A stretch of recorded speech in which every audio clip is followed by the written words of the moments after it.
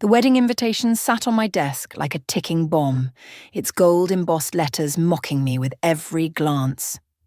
I hadn't stepped foot in my hometown for 10 years, and now my cousin wanted me to be her maid of honor. The irony wasn't lost on me. The forgotten daughter, suddenly important enough to stand beside the bride.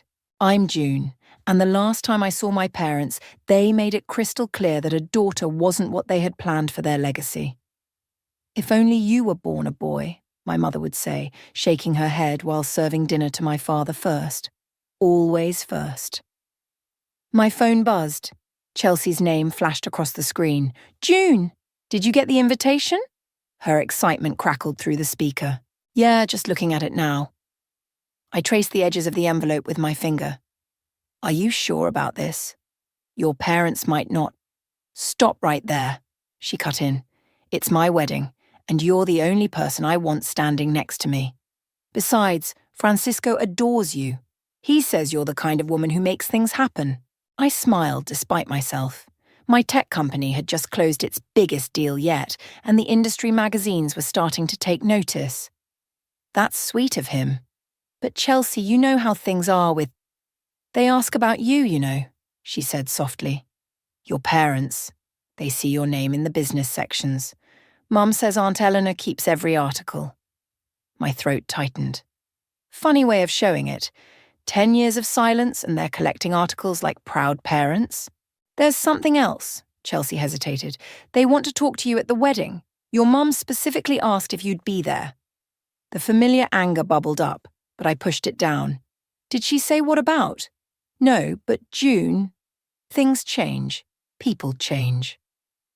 I glanced at my laptop screen where a draft of our company's latest financial report waited for my review. The numbers were good. Better than good. We'd grown exponentially in the past 2 years. "Listen, Chelsea, I need to think about this. The wedding's in 3 weeks, please say yes." My office door opened and Rhett walked in, carrying 2 coffee cups. He raised an eyebrow at my expression. "I'll call you back," I told Chelsea, hanging up. "Wedding drama?" Rhett placed a cup on my desk. "You look like you've seen a ghost." "Worse. My parents want to talk." He sat down, leaning forward. "The same parents who told you that investing in your education was a waste because you'd just end up someone's wife?" "The very same." I took a sip of coffee. "Chelsea says they've changed." "People don't change that much, June. They just get better at hiding who they are." He paused. "Unless they need something." A new message popped up on my phone from Lisa, my childhood friend. "Just heard you might come back for the wedding. Your mum was at the grocery store telling everyone how proud she is of her successful daughter. Something's up." I showed Rhett the message. He let out a low whistle. "Suddenly proud, huh? Right when your company's making headlines?" My thoughts exactly. I stood up and walked to the window, looking out at the city skyline I'd grown to love. You know what the worst part is? A tiny piece of me still wants their approval. Pathetic, right? "Human," Rhett corrected. "But don't let it cloud your judgment. You built all this," he gestured around the office, "without them. While they were busy wishing for a son, you were becoming someone their imaginary heir could never match." My phone buzzed again. Another message from Chelsea. "There's something else you should know. It's important. Can we talk?" I showed Rhett the message. "Go to the wedding," he said firmly. "Whatever they want, whatever game they're playing, face it head on. You're not that scared teenager anymore." I picked up the invitation again, running my fingers over my name. June Spencer, not June Simmons. I'd changed my last name the day I left home, choosing my grandmother's maiden name, the only person in my family who had believed in me. "You're right," I told Rhett. "I'll go, but not for them." I pulled out my phone to text Chelsea. "I'm in, but first tell me everything." Her response came immediately. "Not over text. Can I come by your office tomorrow? There's a lot you need to know before you face them." I looked at Rhett, who was watching me with concern. "Whatever they're planning," I said, "they're about to learn that the daughter they didn't want grew up to be exactly who she needed to be." "That's my girl," Rhett grinned. "Now, shall we review that financial report?" Something tells me you're going to want those numbers fresh in your mind. I nodded, already wondering what Chelsea needed to tell me and why my parents had suddenly decided their daughter was worth acknowledging. Whatever it was, I had a feeling this wedding was going to be about much more than just saying I do. Chelsea's revelation hit me like a bucket of ice water. They're losing everything, June. The family business, the house, all of it. Dad says Uncle Norman made some bad investments and now they're desperate. We sat in my office, the city lights twinkling behind us as evening settled in. Chelsea clutched her coffee cup, her engagement ring catching the light. So, that's why they suddenly remember they have a daughter, I said, the pieces falling into place. How much? They need at least $500,000 to stay afloat. Chelsea wouldn't meet my eyes. Aunt Eleanor's been telling everyone how successful you are, how proud they are of their brilliant daughter. I laughed, but there was no humour in it. 10 years of silence and now they're proud? Because they need money? I know it's awful. Chelsea reached across the desk to squeeze my hand. I just thought you should know before the wedding. They're planning to approach you there. At your wedding? They'd really do that? They think you won't make a scene. Public image and all that. She rolled her eyes. You know how they are. My phone buzzed. A text from Lisa. Just drove past your old house. For sale signs up.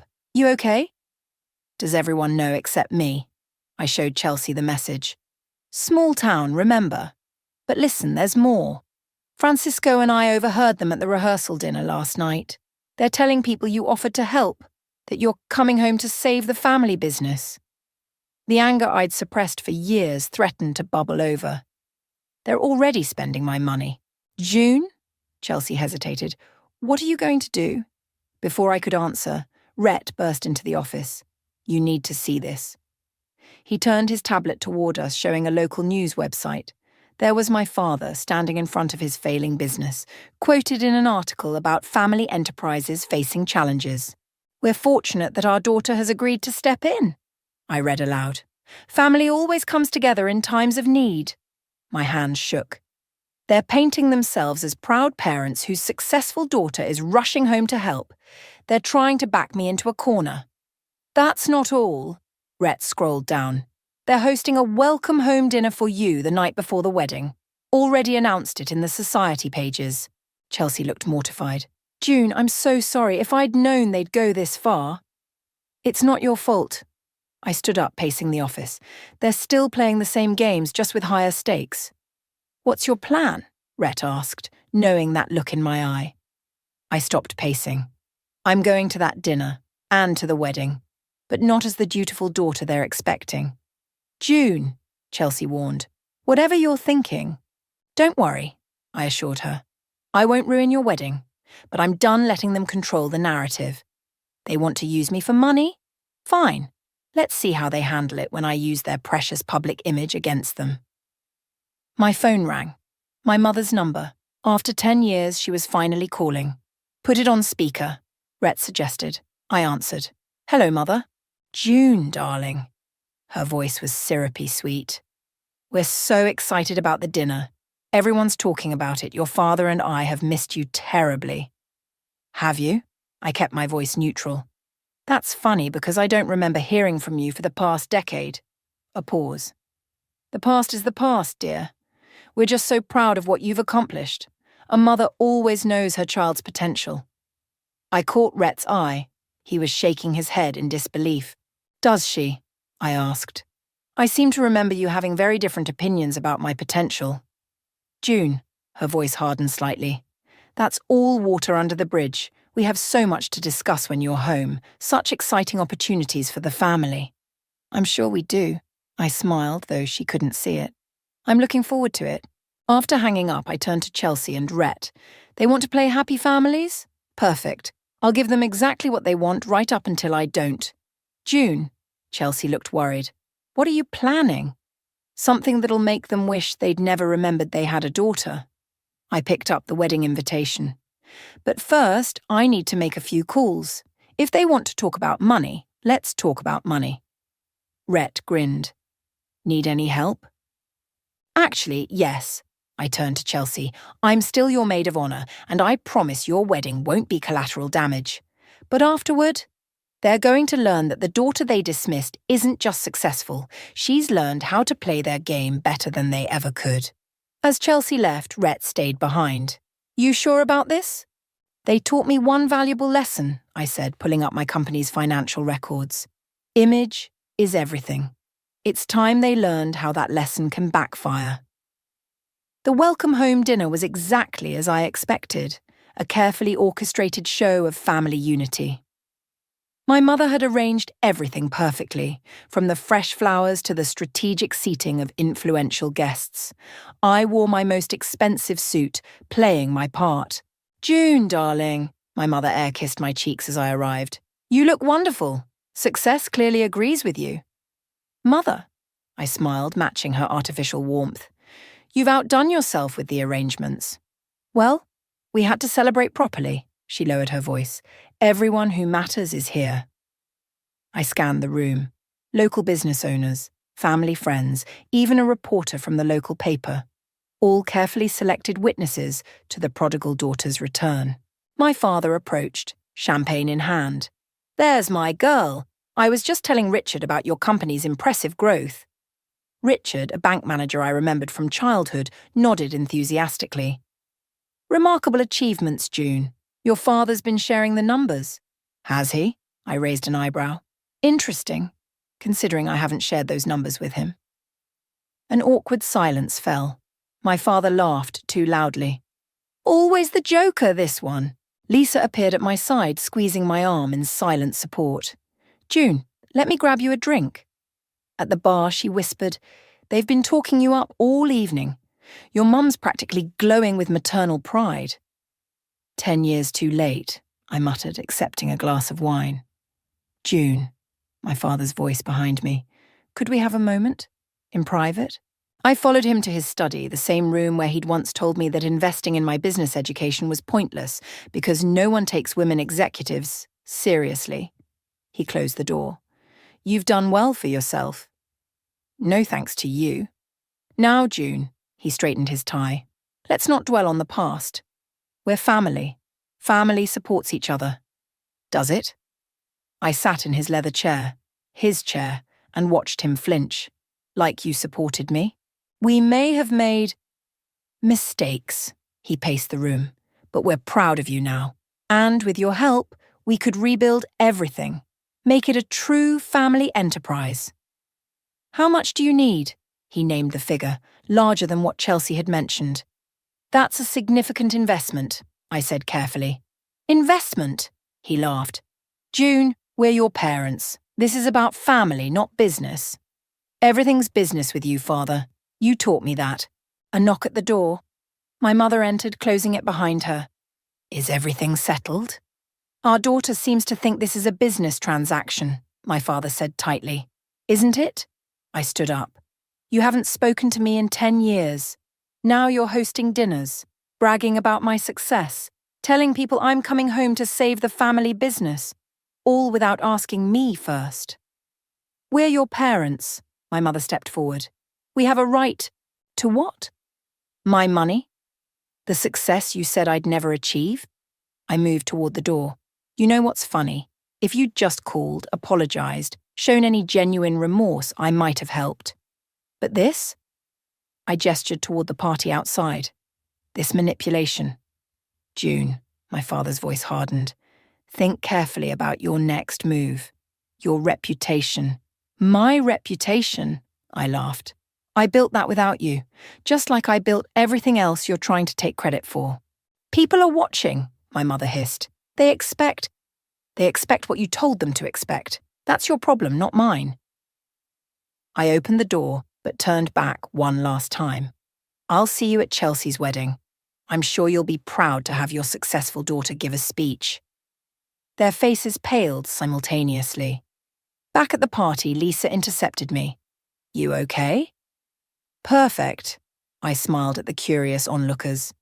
Just discussing some exciting family business opportunities. The reporter perked up. Any comments about the rumoured family enterprise expansion? Oh yes, I said clearly. I'll be making a very special announcement at the wedding. Something that'll make my parents incredibly proud.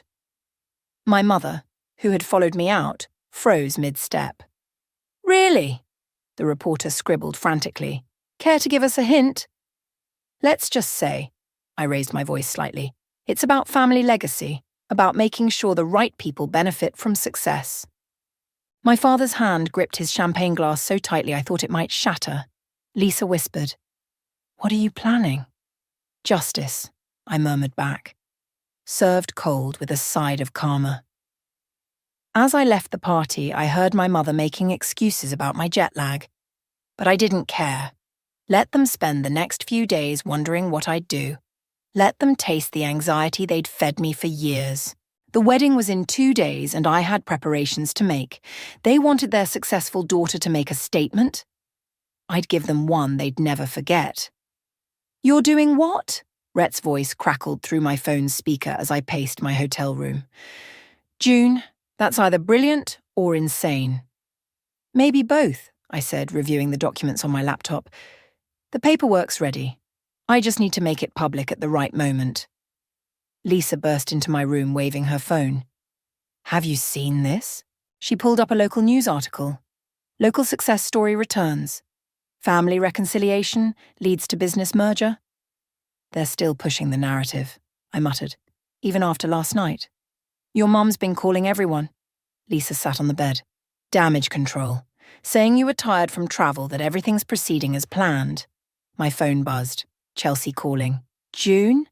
Are you sure about tomorrow?" "Don't worry about your wedding," I assured her. "The reception speech is when everything happens. Your ceremony will be perfect." "It's not that," she hesitated. "Your mum just called Francisco's parents. She's telling everyone you're making a major investment announcement during your speech." Rhett, still on speaker, laughed. "They really don't know when to quit, do they?" A knock at my door. Lisa opened it to find Francisco standing there, looking concerned. "June," he stepped in, "we need to talk. Your father cornered my dad at the rehearsal dinner.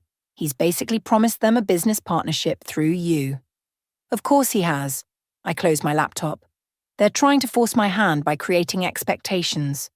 "It's more than that," Francisco sat down. "They're leveraging these promises for immediate loans, using your supposed involvement as collateral." "What?" I stood up sharply. "That's fraud." "Only if you don't follow through," Lisa pointed out. "They're betting you won't humiliate them publicly." "Watch me." I pulled out my phone, dialing my lawyer. "Sarah, move forward with everything we discussed. Yes, tomorrow.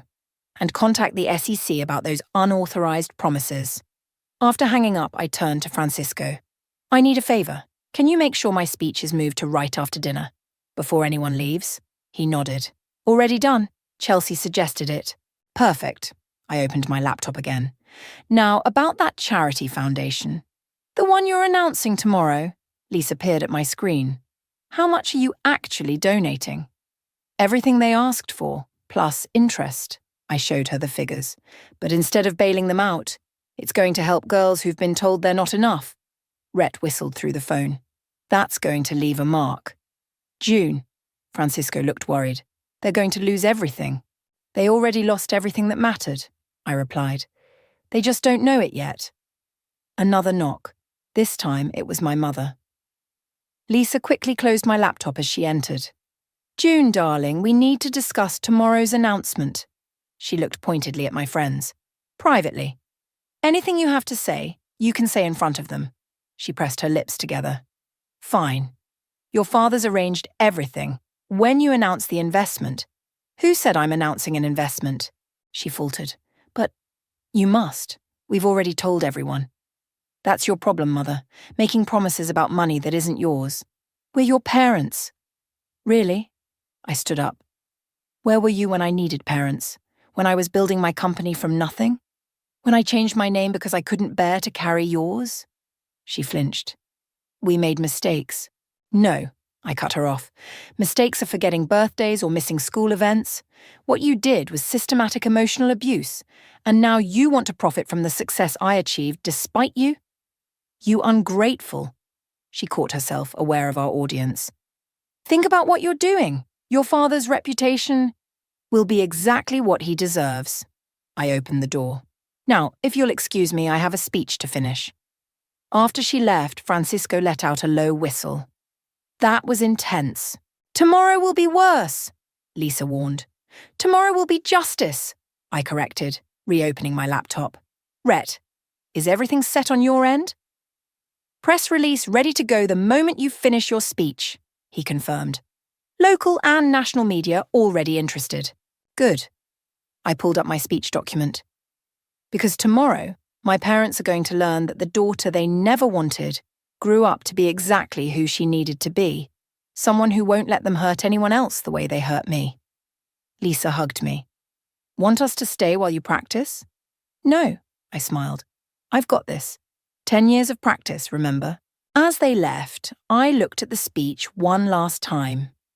Tomorrow, at my cousin's wedding reception, I would finally say everything I'd held back for a decade. And I would do it in a way that would make it impossible for my parents to twist the narrative. They wanted their successful daughter to make a statement. They were about to get exactly what they asked for. Chelsea's wedding was beautiful. As maid of honor, I stood beside her, watching her marry Francisco with genuine joy. My parents sat in the front row, practically glowing with anticipation of my upcoming announcement. The local newspaper photographer kept his lens trained on our family exactly as they'd planned. At the reception, my mother worked the room like a politician, dropping hints about the exciting family business news to come. My father huddled with potential investors, making promises he thought I'd have to keep. Lisa squeezed my arm. You okay? Never better. I watched the servers clearing dinner plates. Almost time. Francisco's father approached, beaming. June. Norman's been telling me about the merger plans. Brilliant strategy. Has he? I smiled pleasantly. How interesting. The DJ's voice cut through the chatter. And now we'll hear from our maid of honor, June. My mother practically pushed people aside to get a better view, her camera ready. The local reporter flipped to a fresh page in his notebook. I stepped up to the microphone, my hands steady. The speech I'd prepared felt like a weapon, loaded and ready. When Chelsea asked me to be her maid of honor, I was touched. Family hasn't always been... I paused, meeting my mother's eyes. Straightforward for me. The room quieted. My father's smile flickered. You see, I learned early that family isn't just about blood. It's about who believes in you when you have nothing, who supports you when you're told you're not enough. My mother's camera lowered slightly. Chelsea was there when I started my company, when everyone said a woman couldn't succeed in tech, when my own parents... I let the words hang, watching them squirm.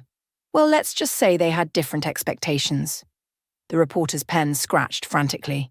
But today isn't about the past. It's about the future. About legacy. I pulled out an envelope. My parents have been telling everyone about an exciting business announcement. They're right. I do have one. My father sat up straighter, triumphant. Several investors leaned forward. I'm announcing the creation of the Spencer Foundation for Girls in Technology, funded with an initial endowment of $1 million, twice what my parents recently asked me for. The room erupted in murmurs. My mother's camera clattered to the table. This foundation will support girls who've been told they're not enough, who've been denied opportunities because of their gender, who've had to build themselves from nothing. My father half rose, but my mother grabbed his arm. Every year, we'll provide full scholarships to girls who dream bigger than their circumstances, who refuse to let anyone define their worth. I looked directly at my parents, who know that real family supports you without conditions. The reporter was practically vibrating with excitement, and to launch this initiative, I'm partnering with several women-led tech firms to provide mentorship programs, because sometimes... I smiled at Lisa, at Chelsea, at all the people who'd actually supported me. The family you choose is stronger than the family you're born into. I raised my glass. To Chelsea and Francisco, thank you for showing me what real family love looks like. The applause was thunderous. My father stormed out, followed by several confused investors. My mother sat frozen, her carefully crafted narrative crumbling around her. Chelsea hugged me, whispering, "That was perfect." The reporter rushed over. "June, Can you comment on your parents' recent statements about a family business merger? I'm afraid they spoke without consulting me, I said clearly. Any statements they've made about my involvement in their business ventures are incorrect. And the loans they've secured based on your supposed investment? I know nothing about those, I replied. But I'm sure the relevant authorities will be interested in investigating any fraudulent claims. My mother finally approached, her face tight. June, how could I what, Mother? Help others instead of enabling you. Create something meaningful instead of bailing out your failed business. We're your parents. No, I cut her off. You're people who gave birth to me. Parents support their children. Parents love unconditionally. You've done neither. The reporter caught every word. Lisa appeared with my coat. Ready to go? I nodded, then turned back to my mother. The Foundation's first scholarship will be awarded next month. You're welcome to attend the ceremony. As guests, not parents. Maybe you'll learn something about what real family support looks like.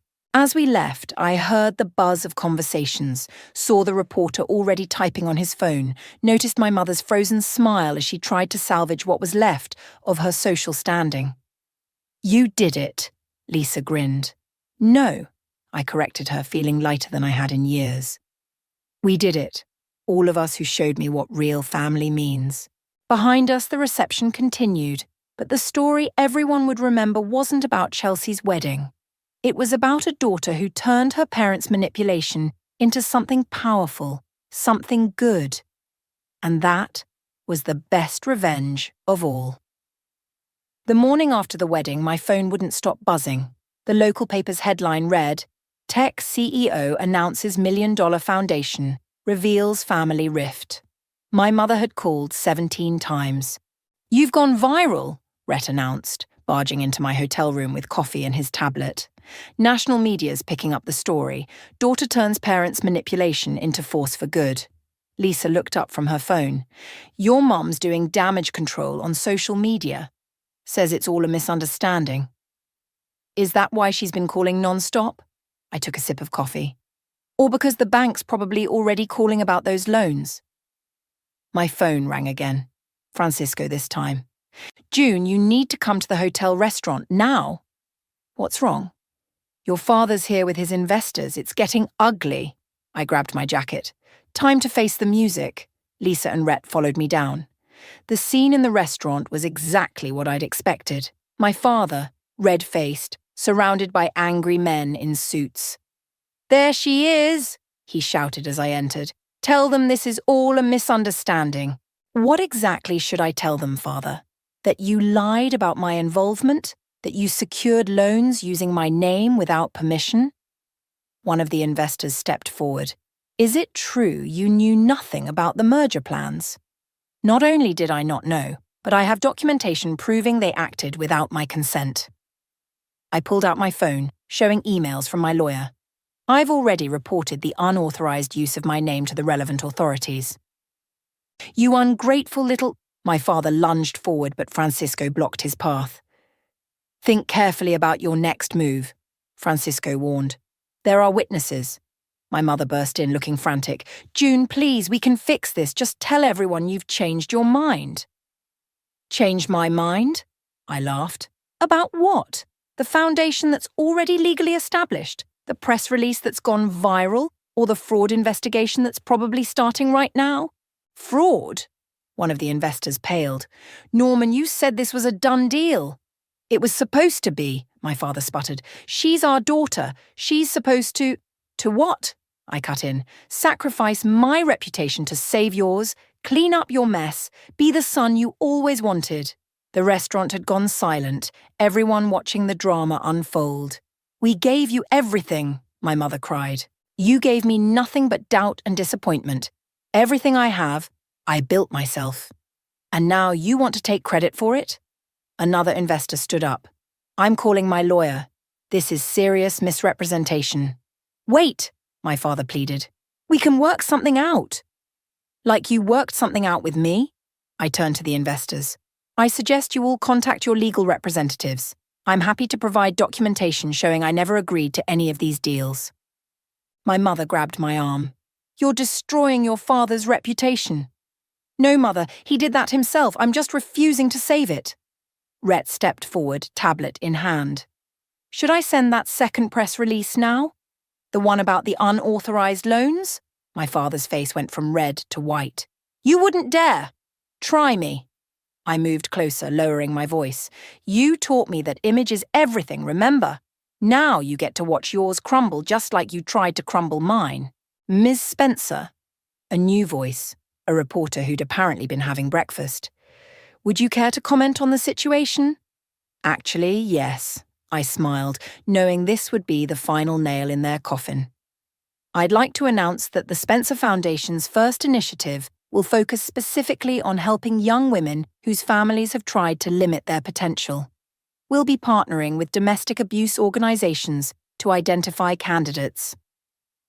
My mother's grip on my arm went slack. Domestic abuse? The reporter's eyebrows shot up. Are you suggesting? I'm suggesting that emotional and financial abuse are just as damaging as physical abuse, and that it's time we help people break free from toxic family dynamics. The investors were already leaving, phones pressed to their ears. My father looked shell-shocked, his carefully built world collapsing around him. You've ruined us, he whispered. No, I corrected him. You ruined yourselves. I just refused to be your safety net. Lisa appeared at my side. Your car's ready. We should head to the airport. I turned to leave, then paused. The Foundation's first ceremony is in a month. I meant what I said. You're welcome to attend. As guests. Maybe watching other parents support their daughters will teach you something. As we walked out, I heard my mother start to cry, heard my father trying to call after his fleeing investors. But for the first time in my life, their drama wasn't my problem. You okay? Lisa asked as we reached the car. Better than okay, I smiled, watching the hotel shrink in the rearview mirror. I'm free. 1 month later, I stood on stage at the Spencer Foundation's inaugural ceremony. The auditorium was packed with young women, their families, and media representatives. My parents' empty seats in the front row spoke volumes. Our first scholarship recipient, I announced, is Maria, a 17-year-old whose father told her that girls don't belong in engineering. Maria stepped forward, beaming. Her mother wiped tears from her eyes, clapping loudly. With this scholarship, Maria will attend MIT next fall. But more importantly, she'll know that her dreams are valid, her ambitions are worthy, and her gender is not a limitation. The applause was deafening. From the side of the stage, Lisa gave me a thumbs up. A commotion at the back of the auditorium caught my attention. My mother slipped in, looking smaller than I'd ever seen her. She took a seat in the last row, clutching her purse like a shield. I continued with the ceremony, introducing each recipient. Rebecca, who built a robotics program at her underfunded school. Sarah, who developed an app to help domestic violence survivors. Ashley, who...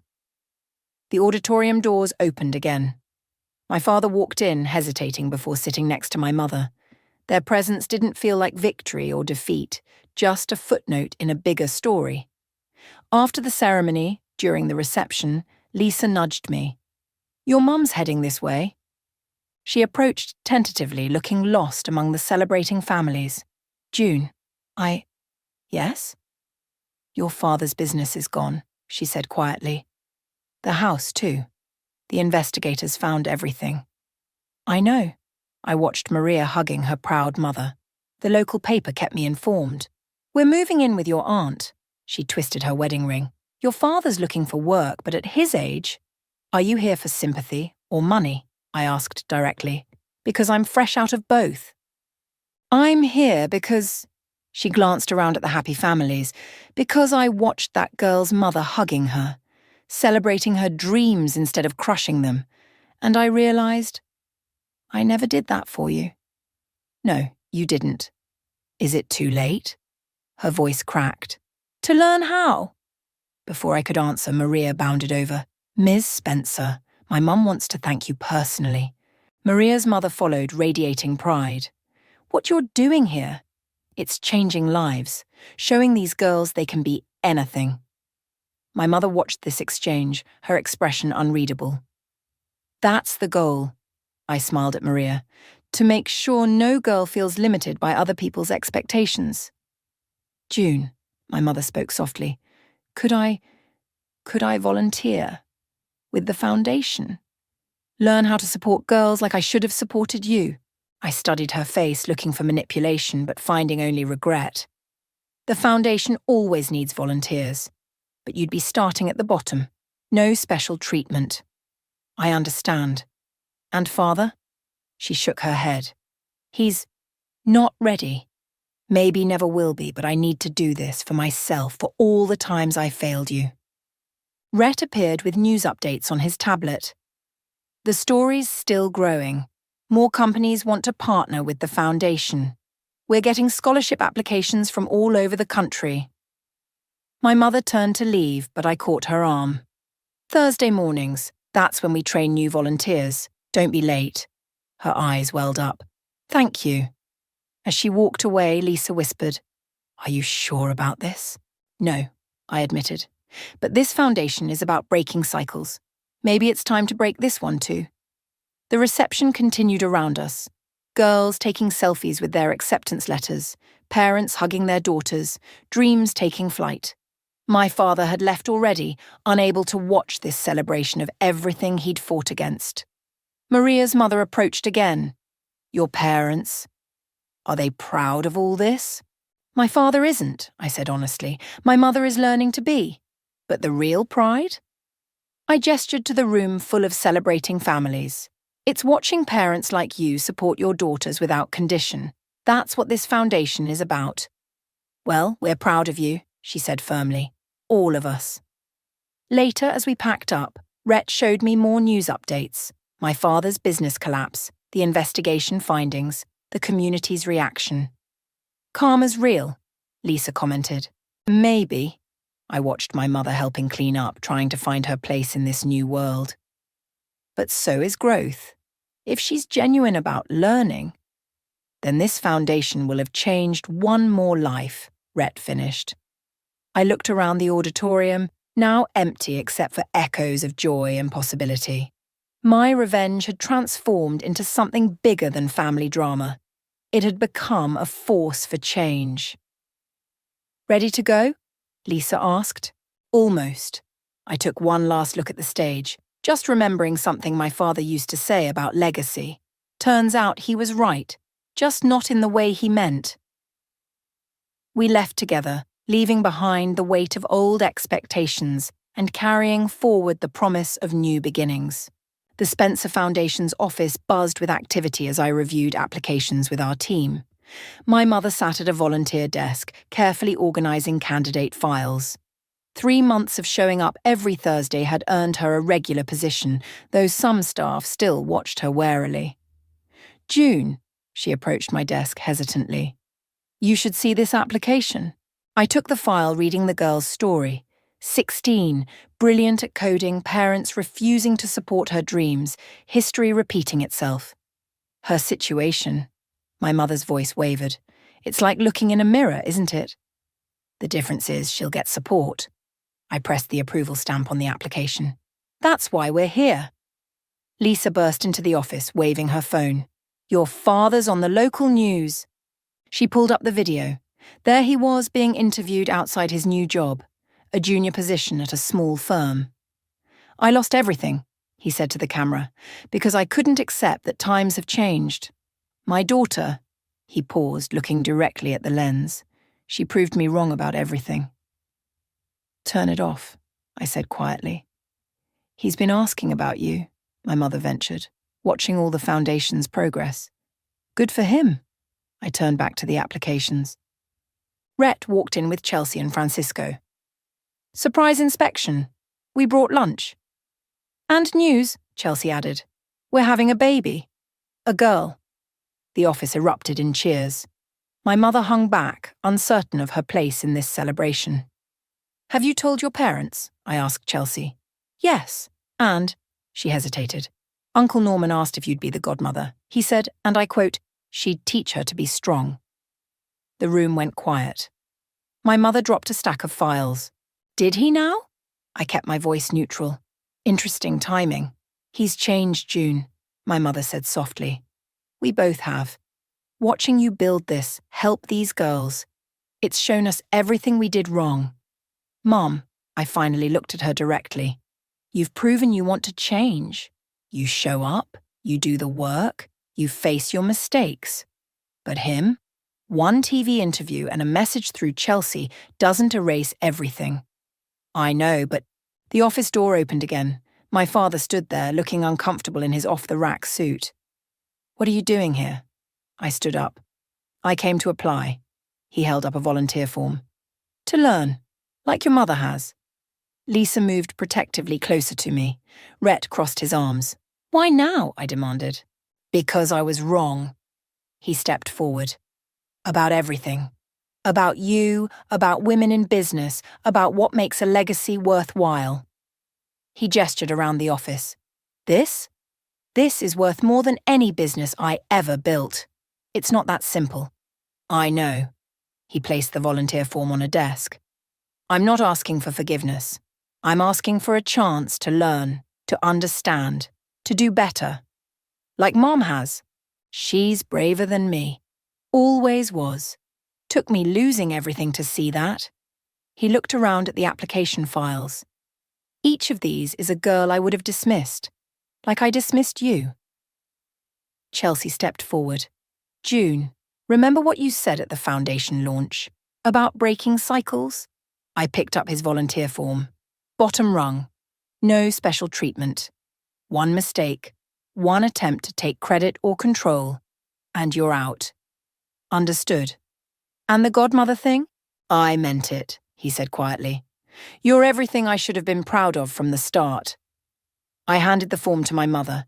Put him in next Thursday's training group, regular volunteer track. He nodded, turning to leave. Dad? He stopped. Why did you really come? Because watching you succeed despite me made me realize I didn't fail as a father because I had a daughter. I failed as a father because I couldn't see how lucky I was to have you. The office remained silent as he left. My mother wiped her eyes. Well, Rhett broke the tension. Shall we eat this lunch before it gets cold? As everyone gathered around, I watched my mother explaining procedures to new volunteers. Through the window, I saw my father get into his modest used car. Such a change from his former luxury sedan. You okay? Lisa asked. You know what? I smiled, looking at the approved application in my hands, the girl whose parents didn't believe in her. I really am. Because this was never about revenge, it was about change, and sometimes change has to start with us. Chelsea hugged me. So, about that godmother thing. Let's see how Thursday's training goes first, I laughed. One step at a time. The foundation office hummed with activity, applications being processed, dreams being supported, cycles being broken. My parents were learning slowly what they should have known all along. That true legacy isn't about control or expectations. It's about giving others the chance to soar.